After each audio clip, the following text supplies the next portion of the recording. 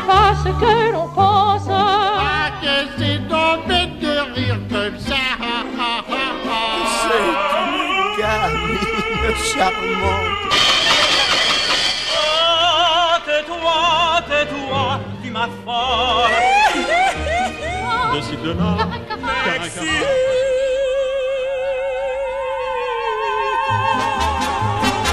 La gaieté fait le saltimbanque, plus heureux qu'un roi. Bohème et coureur d'aventure, des insouciants. Plus encore que l'opéra, l'opérette existe à travers les interprètes qui lui donnent sa vérité, sa tendresse ou son humour.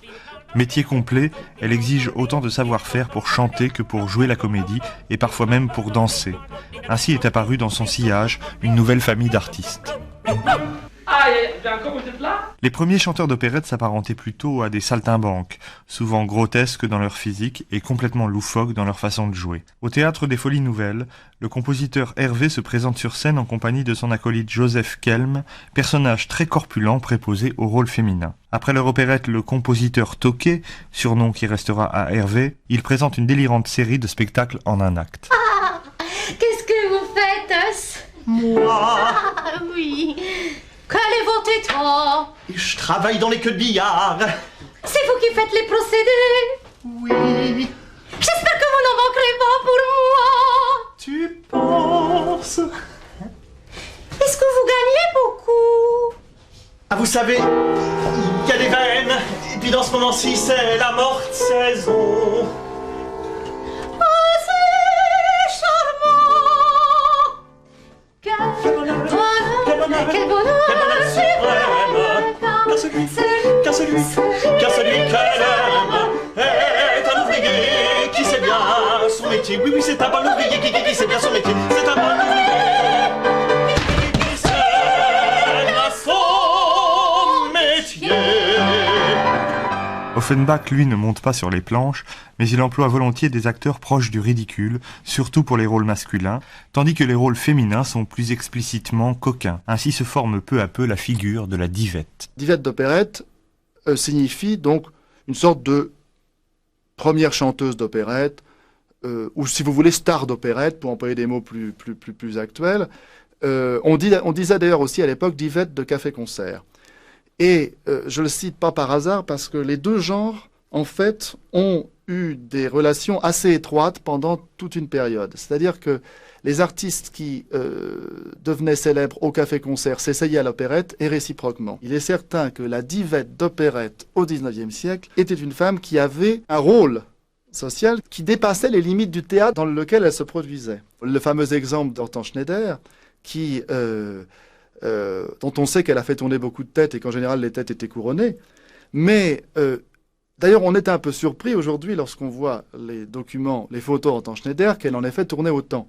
Mais si c'était pas uniquement pour des raisons physiques, mais c'est aussi parce que c'était un symbole. Être à Paris, c'était rencontrer Hortense Schneider. La seconde moitié du XIXe siècle compte beaucoup d'autres divettes importantes qui rivalisent avec Schneider. Ainsi, Zulma Bouffard, qui crée Le Voyage dans la Lune et Le Château à Toto d'Offenbach, Marguerite Hugalde, créatrice de La Mascotte d'Audran, ou encore Anna Judic, soubrette parisienne qui fait l'admiration de Nietzsche dans une lettre sur l'opérette. Anna Judic chantait, par exemple, pour vous donner un exemple, une chansonnette qui s'appelle « Ne me chatouillez pas ». Et ce « Ne me chatouillez pas », vous voyez déjà que le sujet est assez grave, c'était en 1 minute et demie ou 2 minutes, si vous voulez, un résumé extraordinaire de son talent et aussi de ce qu'on appelle les effets, parce qu'elle faisait presque sur chaque mot un effet. C'est-à-dire qu'elle arrivait à faire rire sur pratiquement chaque mot d'un texte qui, je vous assure, lu comme ça, ne ferait absolument rire personne. Chez la divette d'opérette, la présence scénique, le talent d'actrice sont souvent plus importants que la performance vocale à proprement parler. Il arrive pourtant que certains rôles soient techniquement exigeants, notamment pour parodier le style des cantatrices lyriques. Ainsi, la belle Hélène d'Offenbach qui, au moment de retrouver Paris, manifeste son émotion par une grotesque série de vocalises calquées sur le style du grand opéra.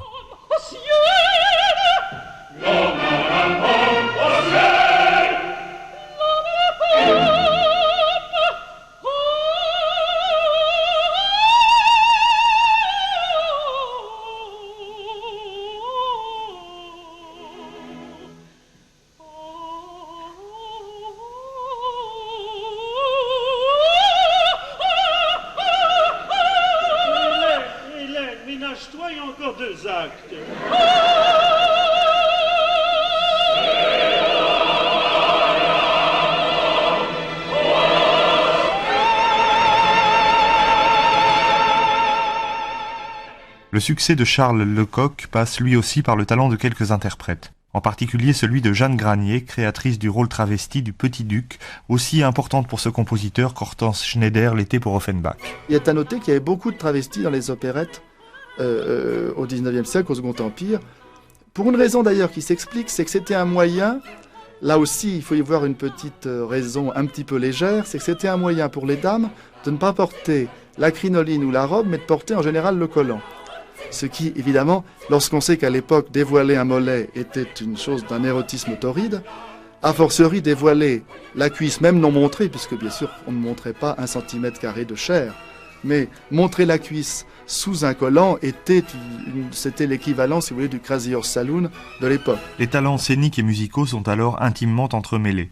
C'est ainsi qu'un chanteur de cabaret, Lucien Fugère, deviendra la plus grande vedette de l'opéra comique. Mais attention, il n'a pas chanté que de l'opérette, il a chanté de l'opéra comique, il a chanté de l'opéra, il a créé la Basoche de Messager qui est un opéra comique. Je dirais pas que c'était un chanteur à faune, mais presque, mais il avait un tel talent, une telle diction aussi, ce qui était aussi une caractéristique des chanteurs d'opérette, c'est-à-dire il faut faire comprendre le mot, et il faut faire comprendre aussi le mot qu'on ne dit pas. Donc ça demande un double talent. Mais il faut en tout cas se faire comprendre. C'est la première politesse vis-à-vis du public, c'est que le public comprenne ce que vous chantez. Et à l'opérette, ça me paraît plus essentiel encore qu'à l'opéra. Donc Fugère avait une diction formidable qui lui tenait lieu de voix. Je suis fort respectueux, je n'ai plus de la jeunesse, les élans À la fin du XIXe siècle, on retrouve souvent les mêmes artistes sur les scènes d'opéra et d'opérette. Jean Perrier, c'est un petit peu le grand ancêtre. Bon, malheureusement, je n'ai jamais pu l'entendre. Je l'ai vu au cinéma puisqu'il est devenu une star de cinéma muet, ce qui est quand même étonnant pour un chanteur de devenir star de cinéma muet. Mais ce qui est étonnant, surtout pour nous chanteurs, c'est qu'il ait été le créateur de Florestan dans Véronique, de Ramiro dans L'heure espagnole, bon, bien entendu de Péléas dans Péléas et Mélisande. Donc ce qui montre que pour 3 rôles complètement différents, il avait vraisemblablement suffisamment d'éclat et de bagou et de personnalité pour être un grand acteur. Et je pense que c'est pour ça qu'il a été choisi par les compositeurs. À la même époque, les jeunes divettes Anna Tariol-Boger et Juliette Simon-Girard s'imposent dans les rôles féminins. Juliette Simon-Girard a un âge respectable, aux alentours de 1900-1910, a enregistré des disques. Donc on a même un témoignage au fond de la création de Madame Favart, puisqu'elle a enregistré l'air de Madame Favart.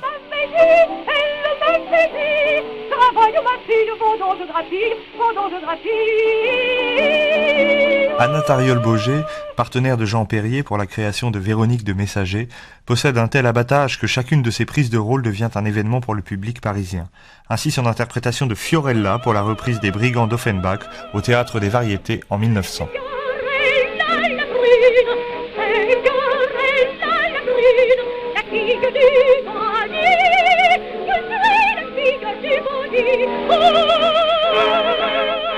Au lendemain de la Première Guerre mondiale, la montée en puissance des vedettes de café-concert et de music-hall modifie en profondeur le style des chanteurs d'opérette.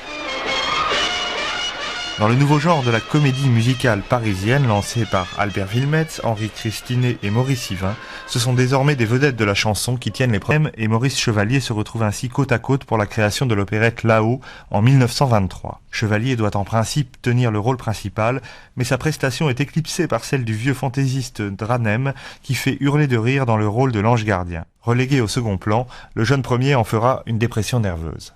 Tu connais Maurice Chevalier? J'en ai vaguement entendu parler. Eh bien, permets. Du beau blond, du soir motolon.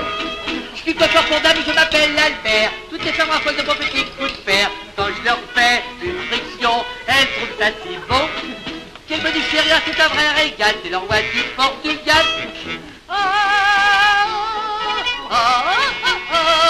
Qu'elles me disent chérie, c'est un vrai régal, c'est l'envoi du Portugal.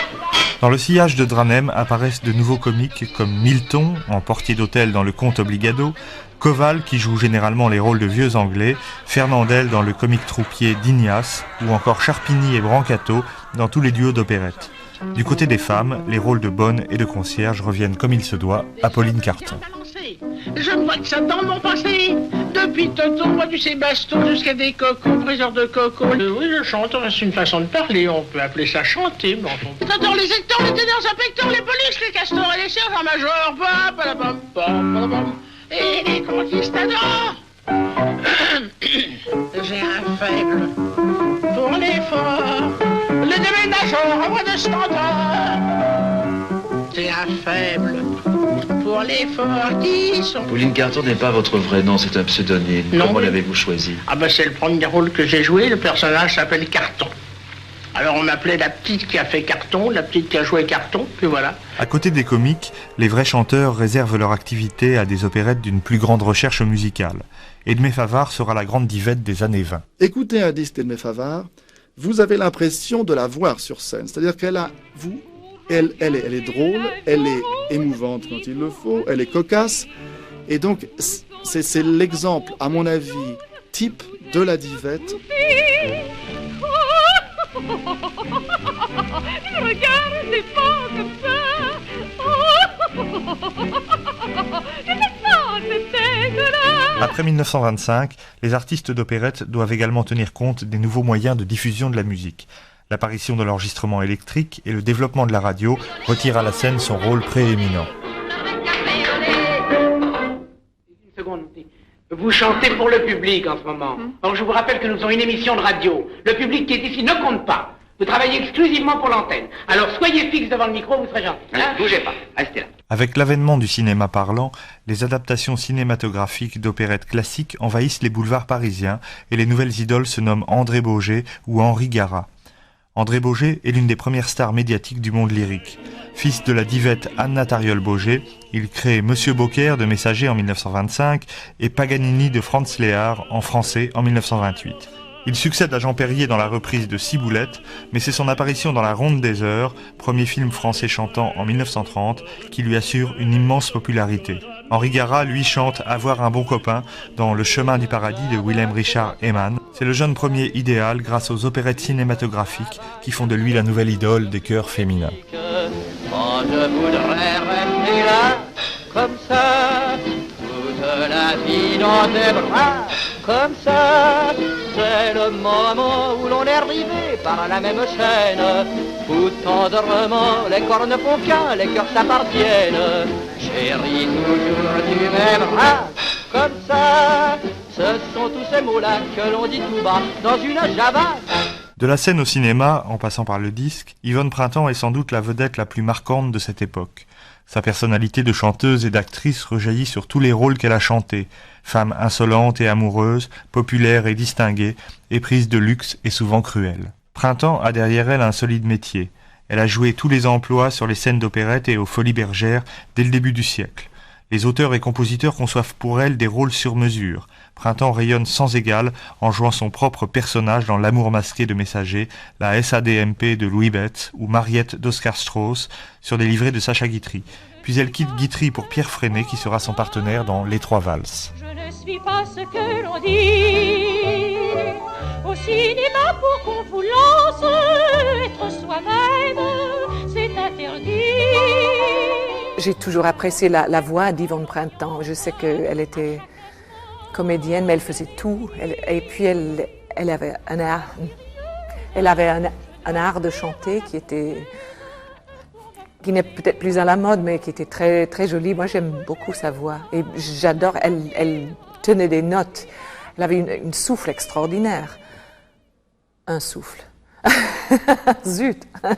Elle avait un souffle extraordinaire. Elle pouvait tenir des phrases et commencer la phrase d'après. Et puis, on ne savait jamais où elle allait respirer. C'était très intéressant pour une chanteuse plus conventionnelle, peut-être, d'écouter ça. Elle est charmante. Elle chantait avec une technique qui n'est pas une technique de chanteuse d'opéra. Elle avait du charme. Elle le chante d'ailleurs très bien dans L'amour masqué de messager. Elle avait du charme, et le charme remplaçait la technique lorsque la technique était défaillante. Et c'était exactement ce qu'on demande à une chanteuse d'opérette. Incarnation sublime de la divette d'opérette, Yvonne Printemps est au XXe siècle, ce qu'Hortense Schneider fut au XIXe. Elle incarne d'ailleurs à l'écran l'égérie d'Offenbach dans le film La valse de Paris.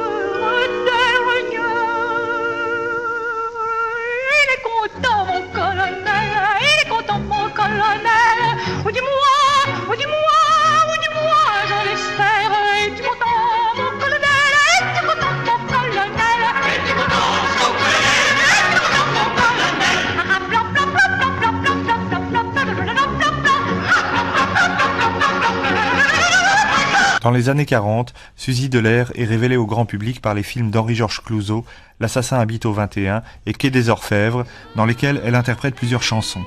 Elle possède déjà un solide métier pour avoir joué elle aussi les petits rôles au Bouffe parisien, quelques années avant la Seconde Guerre mondiale. Suzy Delair a été entre autres l'interprète de la vie parisienne remontée par les Renaud Barrault à l'Odéon et au Palais Royal dans les années 50-60. Et qui est pour moi l'exemple absolument canonique de la divette, avec tout ce que ça comporte comme esprit, comme charme, comme talent, comme art du chant et comme qualité d'actrice. Après la Seconde Guerre mondiale, Fanny Révoil, éblouissante par son métier de chanteuse et d'actrice, crée de nombreux ouvrages comme Fragonard de Pierre Ney. Michel Dance, le baryton le plus doué de cette génération, passe sans relâche des rôles d'opéra à ceux de l'opérette.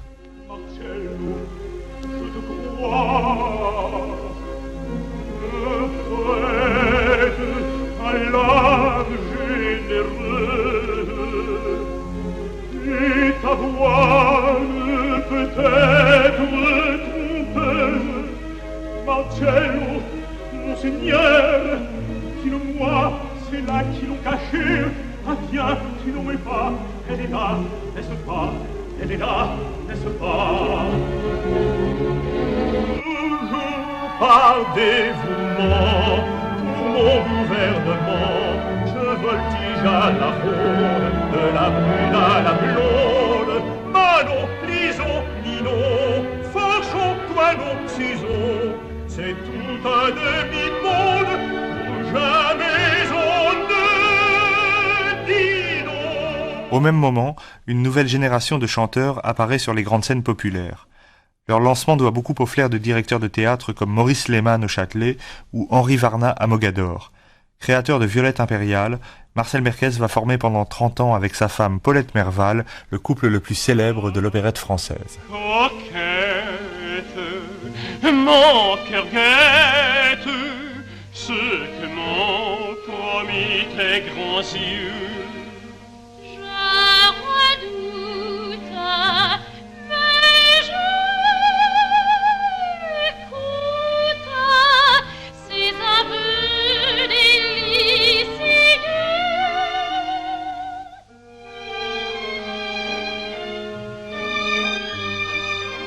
Ce que m'ont promis tes grands yeux. De son côté, le compositeur Francis Lopez lance quelques-uns de ses amis, souvent originaires comme lui du Pays Basque. Prenons la route fleurie qui conduit vers le bonheur. Méditerranée, c'est une fée qui t'a donné. La voix de Luis Mariano était unique parce qu'elle avait des couleurs uniques, l'accent était unique aussi, et on peut dire une facilité dans l'aigu qui était absolument incroyable.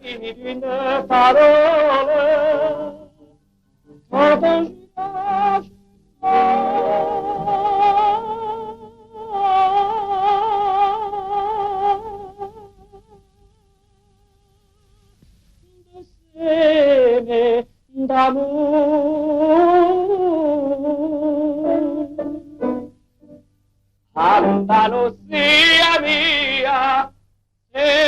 Maurice Lehmann l'a entendu, lui a proposé de chanter le chanteur de Mexico, et puis la suite de la carrière a été décidée par le public.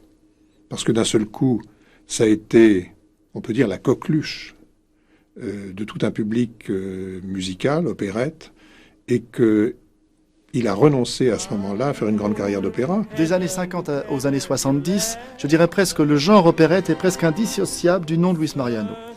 Parce qu'il avait un immense talent, parce qu'il avait une voix superbe, parce qu'il avait beaucoup de prestance en scène, et parce qu'il avait la chance d'avoir un compositeur qui écrivait pour lui.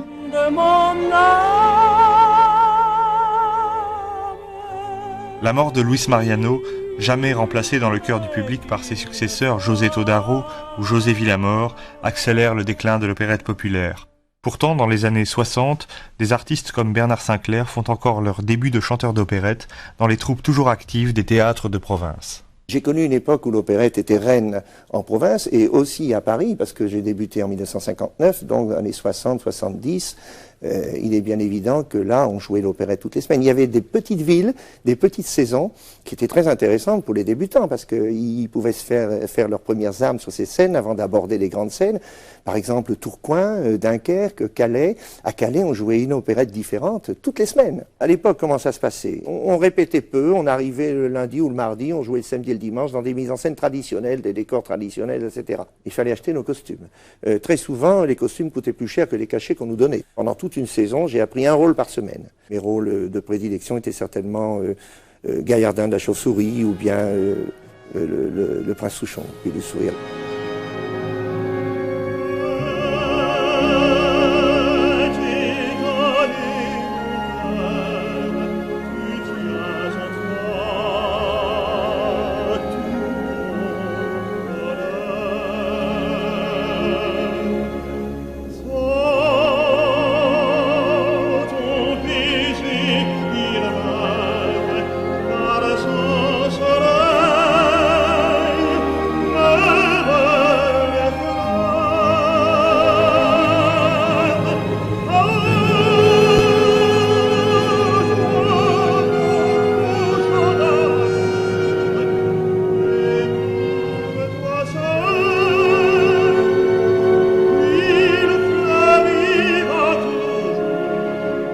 Dans la dernière partie du XXe siècle, l'opérette a peu à peu disparu comme spécialité à part entière, mais elle poursuit son histoire sur les scènes lyriques, où elle est devenue un élément du répertoire classique, apprécié par les chanteurs de musique baroque, comme par les divas du grand opéra.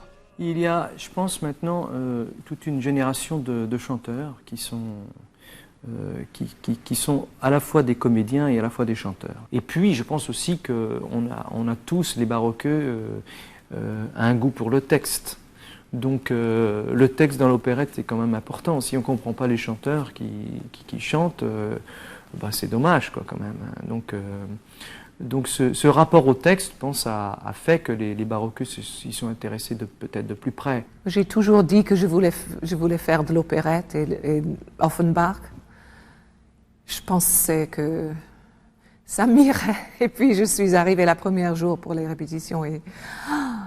Mon Dieu, tous ces gens qui savaient tout faire, j'avais très peur. Mais le travail avec Laurent Pelly sur La Belle Hélène, ça m'a apporté, je ne peux pas vous dire combien de bonheur et ça m'a changé en quelque sorte parce que j'ai dû prendre des risques que j'avais jamais pris. Et si je dis ça, dis maintenant que ça m'a changé, je pensais pas pouvoir faire ce genre de choses et je l'ai fait à ma façon. Plus d'amour,